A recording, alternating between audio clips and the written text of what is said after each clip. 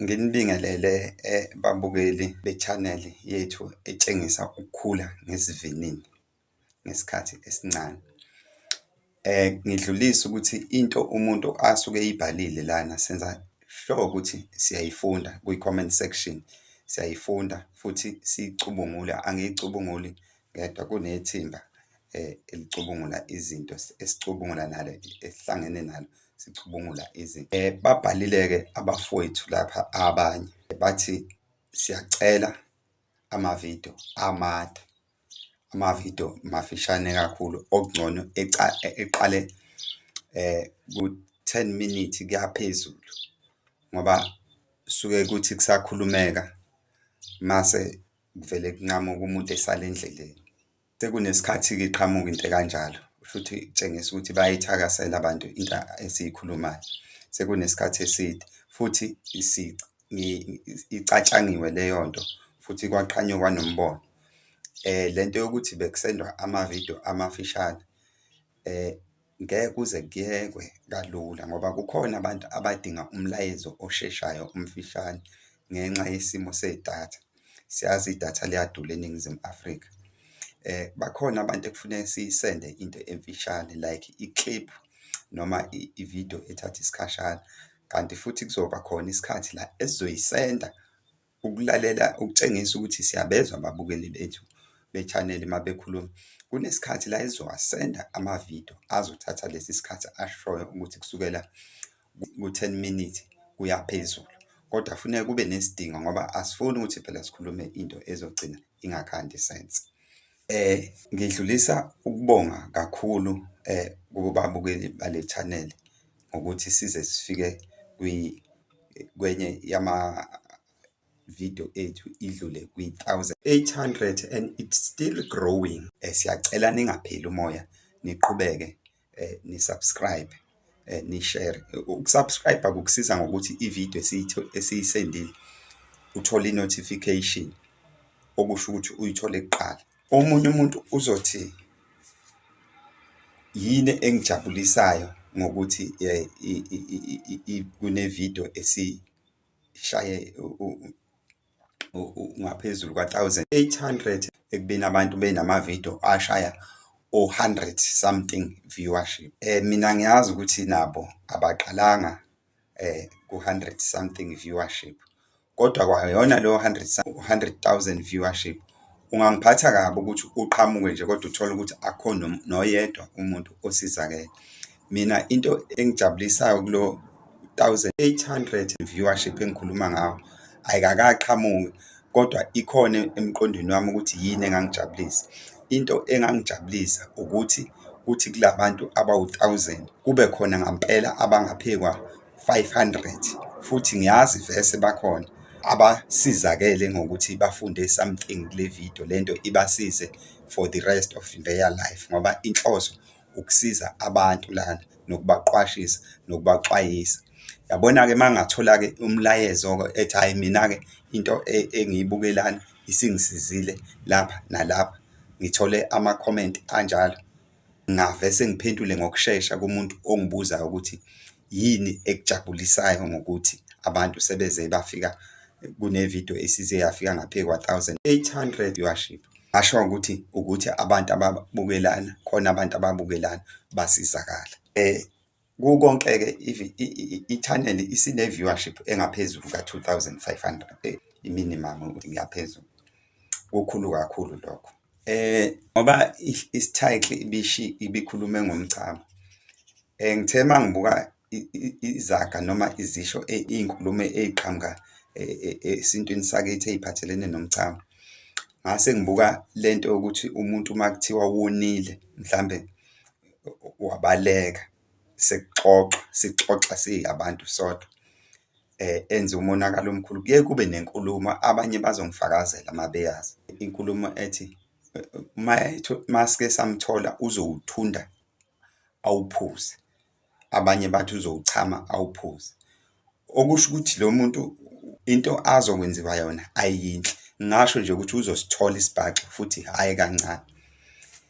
Ngibese ngiyiqhathanisa-ke nenye inkulumo yethu eyikhulunywe ephathelene nomchamo. lokho okungenze ngenza i-title ye-video ikhulume ngomchamo. Kunenkulumo ethi mawulele waphupha udla something, kumele mawuvuka bese uyachama, lowo mchamo uwuphuze. Futhi kuyashiwo ukuthi umchamo egcekeni ngoba usuke uchama nje uyayidima izinto eziyimithi ephuswayo nemibhulelo. Yikho kufuneka nje mawuchitha uchithe sakucela. Engixolela ama-2000 le information ingenzeka angayazi, kodwa ngiyazi bakhona abayaziyo. Lento-ke ibe isengidida-ke, ngibe sengiqhamuka-ke mina nombono wokuthi no, yini ingavese kube semthethweni ukuthi nje umuntu nomuntu ebe nendishi yakhe echamele kuyona. Uma ngabe ekuseni esechitha umchamo, ey'thelela amanzi okugeza, ey'gezele ngoba lento shuthi into esamgomo noma esasivikeli ey'ntweni ezimbi. Kodwa ngiye ngixakeke futhi ngiye ngibone indishi okuchanyelwa kuyo umuntu uma ngabe evuka ekuseni ewuchitha umchamo, ubuye ethele amanzi eyiwashe. Bese kungidida-ke ukuthi ngoba lento iyisiphungo esihle kanjena, yini ngoba phela isiphungo esihle lesi. Okunye engifuna ukukubalula la kwi-social media, ngiyacela noma ubani okhona la kwi-social media, kusukela namhlanje funa uyishintshe indlela ocabanga ngayo. La kwi-social media kunabantu abanesiphiwo sokukhuluma, abakwazi ukukhuluma usheshe uyiqonde into kanti uyagetshelwa. Lokho-ke kuyakuphoqa ukuthi indlela ocabanga ngayo funeke wenze sure ukuthi iba sezingeni eliphezulu. Unganedwe uzwe umuntu ekhuluma manje muse into uyithatha easy uyivume manje. Kuyafuneka noma umuntu umuzwe ekhuluma, njengokuthi uma ubone nje umuntu echaza ngey'ndaba zokuthi wenzani in like uwumfundisi noma kuyafuneka ukuyinike inyanga, a month, umlandela ukuze uyizwisise kahle le ndaba yakhe. Ungathi ngoba uvele wa-interested now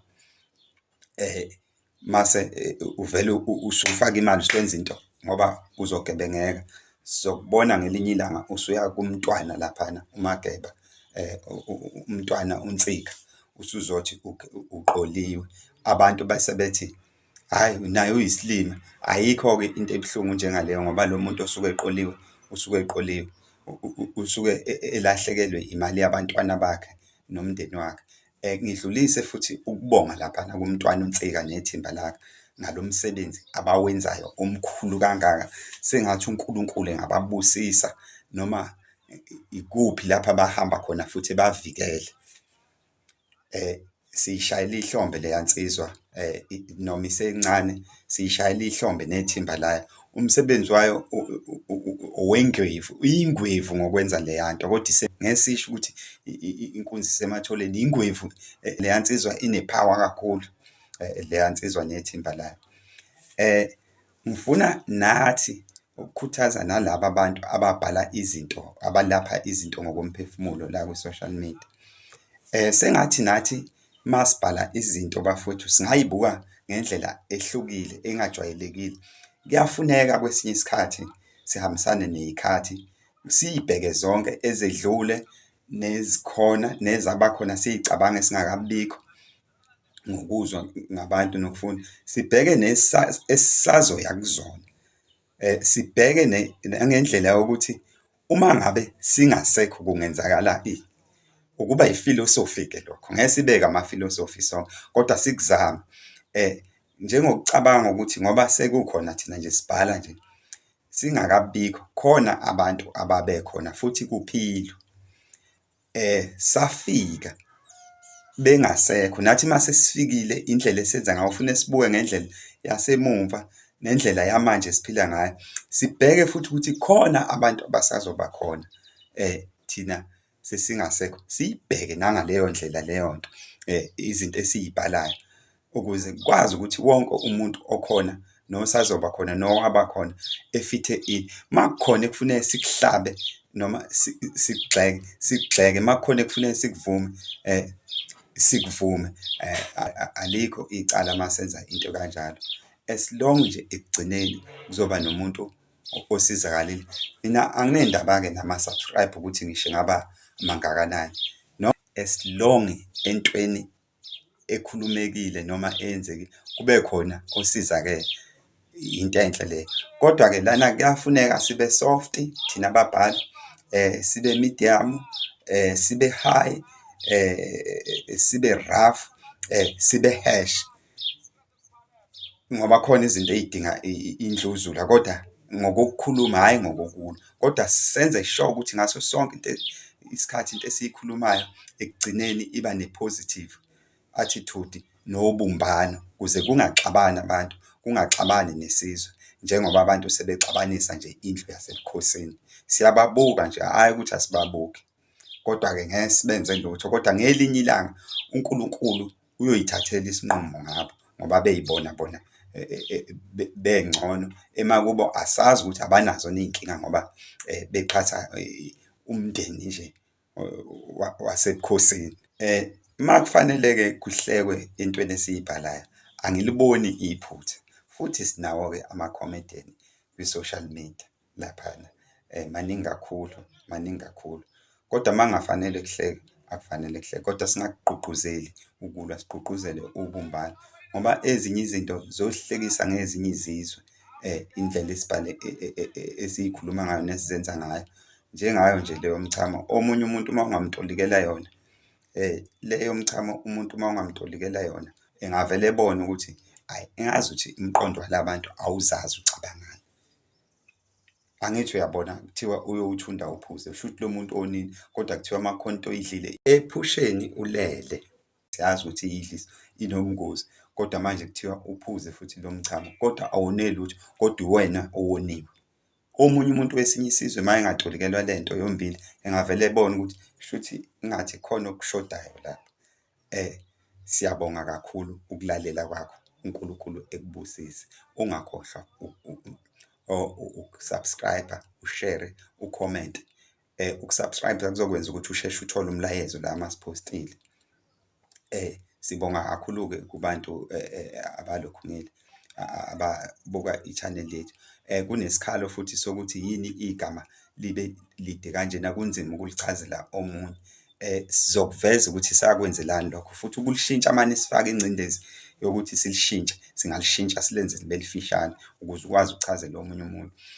Ukuthi into eyenza sithathe isinqumo sokuthi ingathi lide igama le-channel, ukuthi kwakuyiyona ndlela yokuhlunga abantu abazolalela le-channel, ngoba akusizi ukuthi sibe bayinqwaba esilalela le-channel, kodwa ukuba baningi bethu kungabi namthelela ekutheni kuqhubekele phambili iy'mpilo zabantu, izinto esikhuluma ngazo zakhe inqubekela phambili ey'mpilweni zabantu. Kulungile khona sibancane, kodwa izinto ey'lana zibe ney'thelo kubantu ababukelayo. Ngiyabonga kakhulu ukulalela kwenu.